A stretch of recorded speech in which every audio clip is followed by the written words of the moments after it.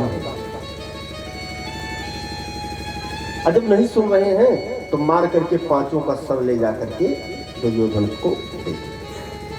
दुर्योधन जैसे देखता है बहुत प्रसन्न होता है, हंसने लगता है, वाह अश्वत्थामा तुमने बहुत अच्छा कार्य किया, पांचों पांडवों का को मार दिया। और जब सर पकड़ करके ऐसे दाबता है ना तो कष्ट हुआ। कहा अश्वत्थामा ये क्या किया? ये तो पांचों पांडवों नहीं, पांचों पांडवों के पुत्र हैं। कौरव कुल का विनाश तो हुआ ही था, पांडवों कुल का भी विनाश हो गया। अब इस कुल में कोई पानी देने वाला बच्चा नहीं। हर्ष एवं विषाद दोनों हुआ, दुर्योधन का उद्धार हुआ। इधर पांचों पांडव आए, जैसे शिविर के सामने पहुंचते हैं देखते हैं भीम कि शिविर के सामने खून की धारा कैसी है। श्री कृष्ण भगवान से कहते हैं खून की धारा कैसी है? कहा होगी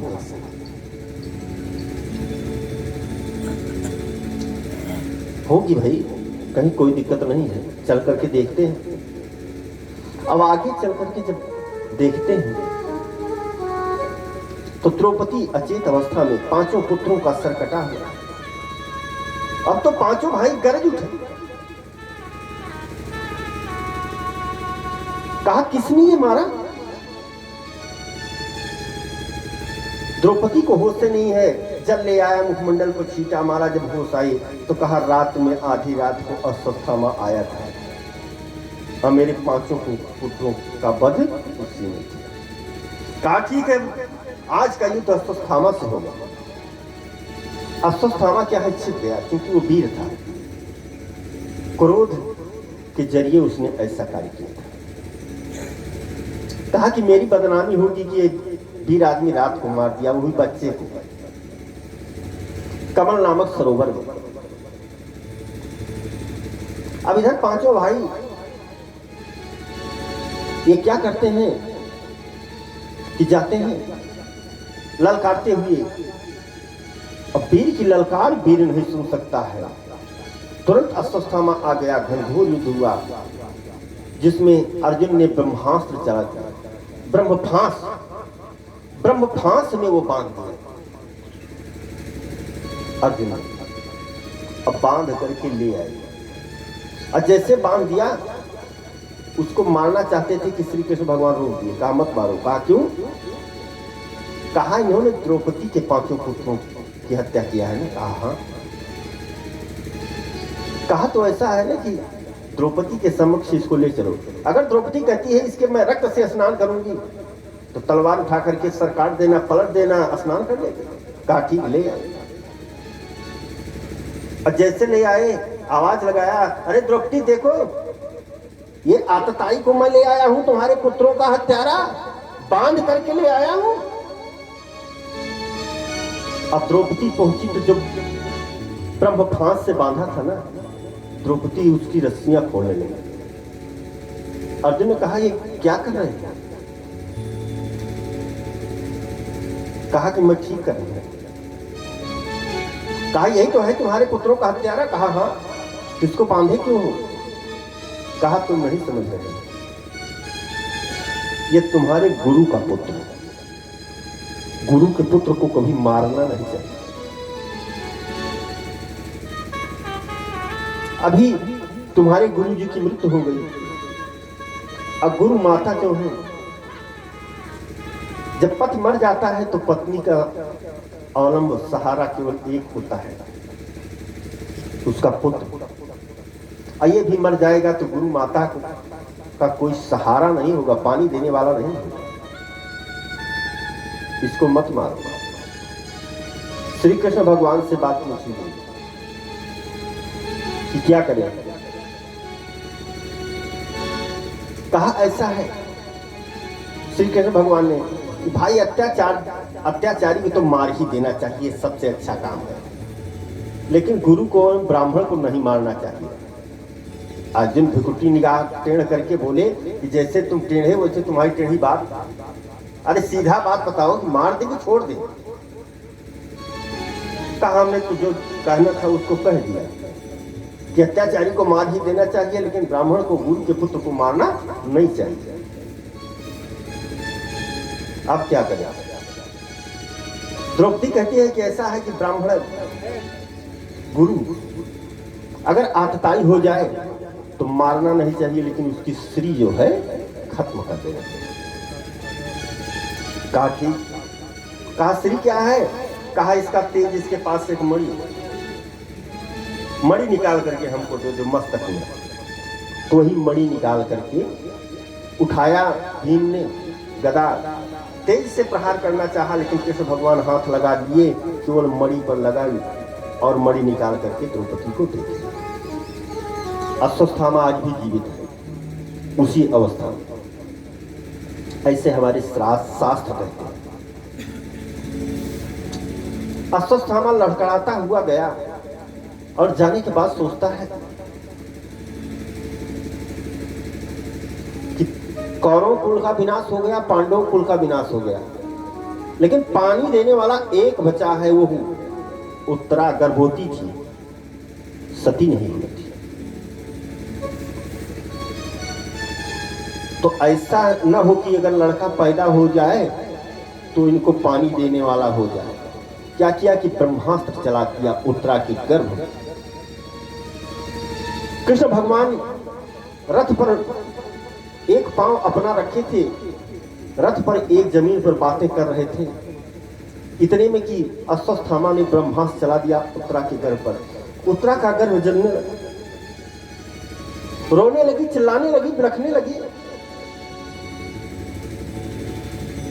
द्रौपदी आई, कहा क्या बात? कहा मेरा गर्भ जल रहा है। मां कैसे करें, मैं समझ नहीं पा रही हूं। कहा ऐसा है कि गर्भ जल रहा है तो हमारे यहां जब जब कष्ट पड़ा है तब तब केवल कृष्ण भगवान ही हमारे कष्ट को दूर किए। और सामने तो है, लेकिन सामने से कम सुनते हैं, दूर से सुनते हैं। उन्हीं की आराधना करेंगे। तब द्रौपदी कृष्णाय वासुदेवाय देवकी नंदनाय च नंद गोप कुमाराय गोविंदाय नमो नमः। तब भगवान श्री कृष्ण को याद कर लिया, और कृष्ण भगवान को याद करने की देर है। अगर सच्चे मन से याद कर लिया ना तो अवश्य मनोकामना पूर्ण करते हैं। आइए हम आप लोग बड़े भाव से कृष्ण भगवान को याद करेंगे, ताली बजाते हुए, गाते हुए कि हे बांसुरी वाली नंद लाला तेरा ही एक सहारा है। बांसुरी वाले नंद लाला तेरा ही एक सहारा है। बांसुरी वाले नंद लाला तेरा ही एक सहारा है।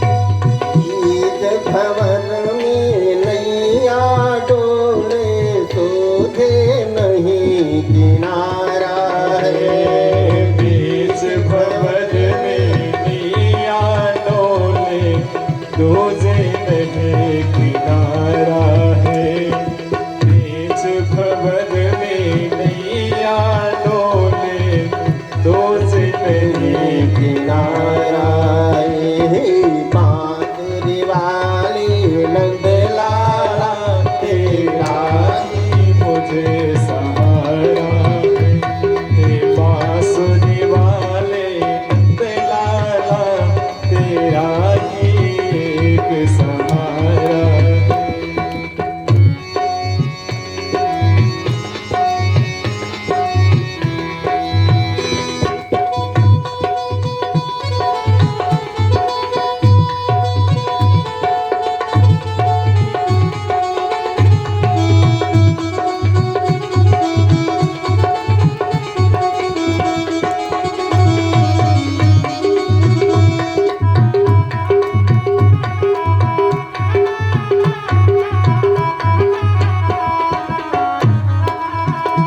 भव बाधाएं हरने वाले जन जन की बाधा हरते हो भव बाधाएं हरने वाले जन जन की बाधा हरते हो।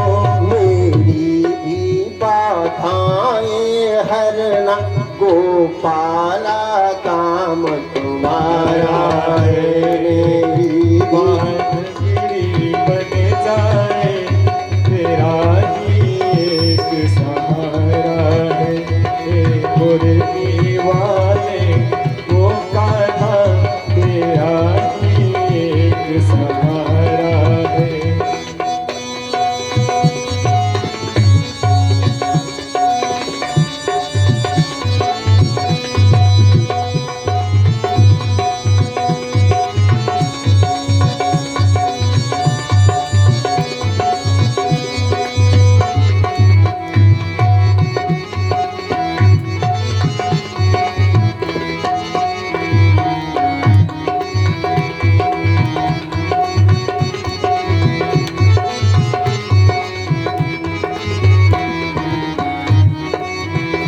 हे बांसुरी वाले नंद लाला तेरा ही एक सहारा है हे बांसुरी वाले नंद लाला तेरा ही एक सहारा है। हे बांसुरी वाले नंद लाला तेरा ही एक सहारा है। इस प्रकार से जब बांसुरी वाले नंद लाला का सहारा मांगी द्रौपदी तो ऐसा नंद लाला है ऐसा नंद लाला है कि सबकी मनोकामना को पूर्ण करने वाला है। और हम आप भक्तों ने भी बड़े ध्यान से नंद लाला को झूमते हुए ताली बजाते हुए बुलाया तो सबकी मनोकामना पूर्ण करें बांसुरी वाले नंद लाला यही शुभकामना है। यही प्रभु से हमारी विनती है। और जैसे याद किया कृष्ण भगवान को करंट लगा कि याद कर रहे हैं द्रौपदी तत्काल सूक्ष्म रूप धारण किया और उत्तरा के गर्भ में प्रविष्ट हो गए। और उत्तरा के गर्भ में प्रविष्ट होकर के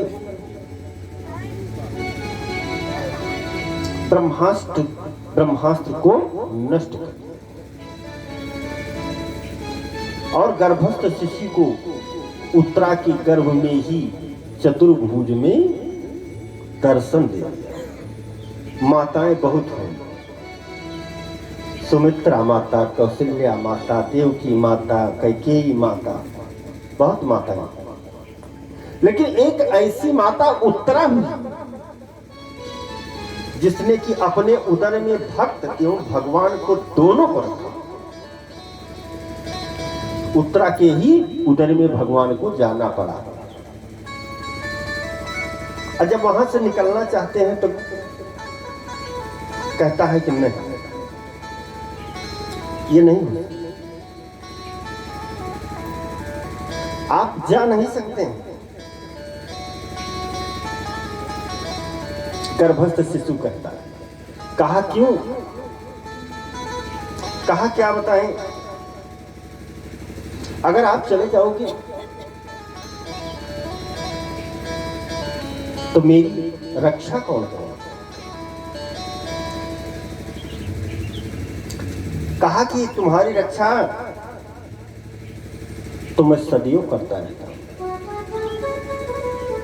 आज की बात छोड़ दी। कहा कि नहीं मत जाओ, वहीं पर रुको। अब वहां पर इस प्रकार रुकी कि जब प्रसव का समय आया तब प्रभु सबसे पहले आया। पहले प्रभु का अवतार हुआ, उसके बाद गर्भस्थ शिशु का। तो इसीलिए उनका एक नाम अग्रज पड़ा। गोपाल सहस्त्र नाम में एक नाम अग्रज आता है, लेकिन इस नाम से कोई लीला नहीं हुई, इसलिए लोगों को जानकारी नहीं है। लेकिन गोपाल सहस्त्र नाम में एक नाम अग्रज है, तो भगवान का एक नाम अग्रज पड़ा। जब अग्रज भगवान की जय हो। प्रभु के सैकड़ों नाम हैं, हजारों नाम हैं। कहीं कहीं लोग पूछ लेते हैं कि महाराज जी अच्छा 1000 नाम है तो सबके नाम की महिमा बताओ। एक नाम की, कृष्ण नाम की महिमा बताने में संक्षिप्त 7 दिन लगता है, तो सबकी महिमा तो अनंत है, लेकिन अग्रज केवल यहीं तक है। एक रूप में प्रभु वहां रहे, एक रूप में उत्तरा के गर्भ में रहे। पहली माता उत्तरा एक ऐसी हुई जिसने अपने उदर में भक्त एवं भगवान को दोनों को जन्म हुआ। विद्वान आचार्यों ने उनका नाम विष्णुरात रखा।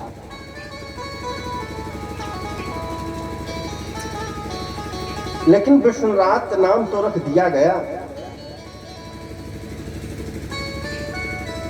लेकिन वह बच्चा जिधर देखता उधर देखता ही रह गया। क्या देखता कि वही वो छवि कहां गई जो हमको गर्भस्थ, जब मैं मां के गर्भ में था तो जिसने मेरी रक्षा किया था, वो छवि कहां चली गई? अब वो छवि नहीं दिखाई दे रही है, तो विद्वानों ने उसका नाम रख दिया परीक्षित। जब परीक्षित महाराज की जय। जो कि परीक्षित महाराज इस कथा के प्रथम श्रोता बने। परीक्षित महाराज बहुत ही तेजस्वी बालक थे, क्योंकि मां के गर्भ में ही शिक्षा हो गई थी, प्रभु का साक्षात्कार हो गया था। बड़े हुए, राजा हुए, महाराजा हुए, चक्रवर्ती सम्राट हो। एक दिन ये जा रहे थे घोड़े पर सवार होकर दिग्विजय करने के लिए। इतने में देखते हैं कि एक बड़ा सा आदमी काला कलूका वो आया है। एक गोमाता है, एक बैल है, और बैल को इस प्रकार से और गोमाता को पीट रहा है कि कराह रहे। इतने में राजा परीक्षित जो है क्रोध करके दौड़ पड़े। क्या? अरे तू कौन है दुष्ट? इन्हीं को माता की रक्षा के लिए हमारे प्रभु, हमारे इष्ट देव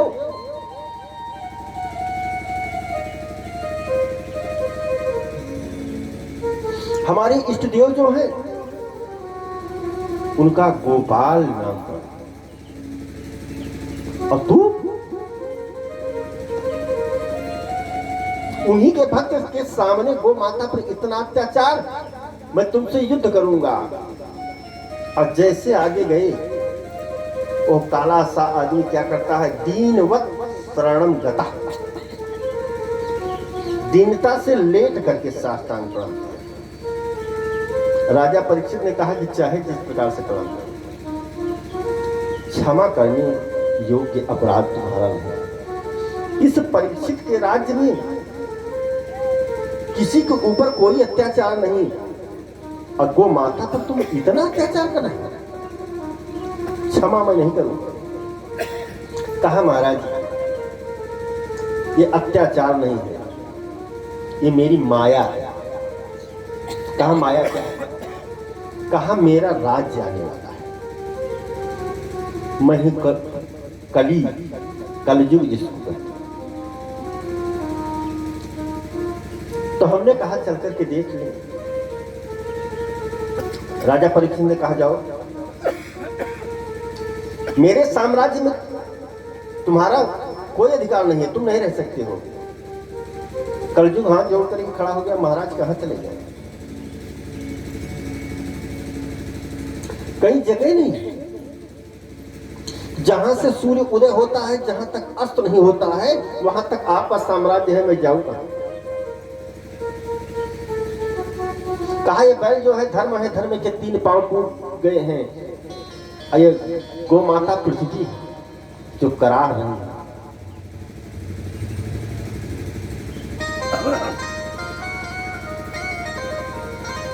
कहा कि हमारे राज्य में ऐसे हो, तो कहा कि अच्छा ठीक है, ये बताओ कि तुम्हारे पास गुण कितने हैं और कितने अवगुण हैं, इसको बताइए।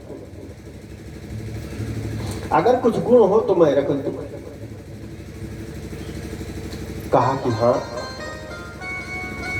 कहा महाराज अवगुणों का तो हमारे पास खजाना है, हमारे राज्य में जितना होगा सब अवगुण होगा। कहा गुण? कहा एक गुण। कहा क्या? कहा कलौ केशव कीर्तनाथ।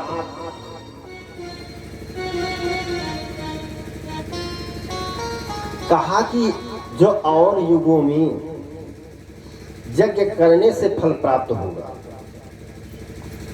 अब वो हमारे समय में केवल कृष्ण भगवान का संकीर्तन कर लेने मात्र से वो फल प्राप्त हो गया। तब तो राजा परीक्षित जीत गए एक गुण पर। कहा कि तुम्हारे राज्य में, कहा कि हमारे शासन काल में हमारे राज्य में जो भगवान श्री कृष्ण का कीर्तन करेगा, जो कथा सुनेगा, उसकी समस्त मनोकामनाएं पूर्ण हो गई। कलौ केशव कीर्तनाथ। कहा तब तो भाई तुम रह जाओ हमारे राज्य में, तब तो तुम अच्छे आदमी। कलयुग पुनः साष्टांग प्रणाम किया। हाँ महाराज, तो हमने बहुत तपस्या किया था तो मेरी राज्य आई थी। अब कलयुग में मुक्ति जो है बहुत आसान है, लोग समझते हैं केवल बस इसलिए कि और युग में क्या होता है, जरा सा मानसिकता हमारी दूषित हुई, हमने सोचा कि मैं इनको मारूंगा, तो मारने का प्रायश्चित मुझको लग गया, चाहे हम ना मारे। लेकिन कलयुग में ऐसी बात नहीं, इसीलिए और युग और मुक्ति नहीं मिल पाती है। और युगों में मुक्ति कलयुग में ही मिलती है कि इंद्रियां जो हैं सदैव भटकती रहती हैं।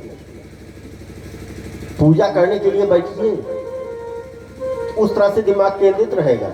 जब पूजा में बैठ जाएंगे तो पता लगेगा कि दिमाग इधर उधर भटक रहा है, धंधा व्यवसाय बिना मतलबी अनावश्यक। इसीलिए वही 6 मिनट भक्ति, और 6 मिनट नहीं हो पाती जो हमने प्रथम बताया प्रारंभ में, वो कलयुग का प्रभाव है। अब वही अगर भक्ति की ओर ले जाएं तो आवागमन के मार्ग से मुक्ति। मानसिक पाप इस युग में नहीं लगता है। लिखा भी गया है कि कलयुग केवल नाम आधारा, कलयुग केवल नाम आधारा। सुमेर नर उतर ही पारा, सुमेर नर उतर ही पारा। कलयुग केवल नाम आधारा, कलयुग केवल नाम आधारा। सुमेर नर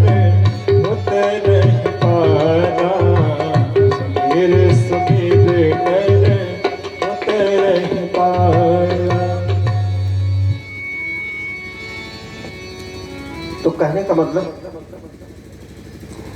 कि कलयुग जो है, कलयुग में मुक्ति आसान है, बहुत आसान। दान करने की बात है, धर्म करने की बात है, कथा सुनने की बात है। अगर जब हम ये सब करेंगे तो मेरी मुक्ति मिल जाएगी। दान करने के लिए हम कलयुग में उद्धत जब होते हैं ना, सोचते हैं कि भाई 10 रुपए यहाँ हम भगवान की कथा हो रही है चढ़ा दें। तो सबके दो बुद्धि होती है कलयुग में। एक बुद्धि कहे कि क्या करोगे 10, अरे 5 का सिक्का ले जाकर कैसे चढ़ा दीजिए, क्या होने वाला है, सब देख लेंगे कि व्यास गद्दी पर आए थे फला ये भी कुछ चढ़ाए, वहां कोई गिनने वाला नहीं। जो धर्म की बुद्धि होगी ना, तो कहीं नहीं 10 तो चढ़ाइए चढ़ाइए भाई, और चढ़ा, अगर और नहीं चढ़ा सकते हैं 10 चढ़ाइए। तो बुद्धि हर व्यक्ति की होती है। तो कलयुग में मुक्ति बहुत आसान है, लेकिन वही भगवान में केंद्र लगे, भगवान के ऊपर आस्था जगे तब। ये नहीं है कि आस्था नहीं है भगवान के, कथा हो रही है और हम श्रवण नहीं कर पा रहे हैं, और जब कष्ट हुआ तब कहें भाई क्या बताएं, एक दिन आरती के समय हम गए थे,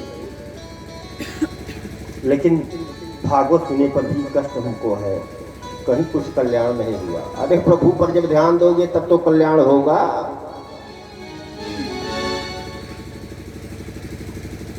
तो ये कलयुग का स्वरूप स्वभाव है। कलयुग में जो धर्म करता है,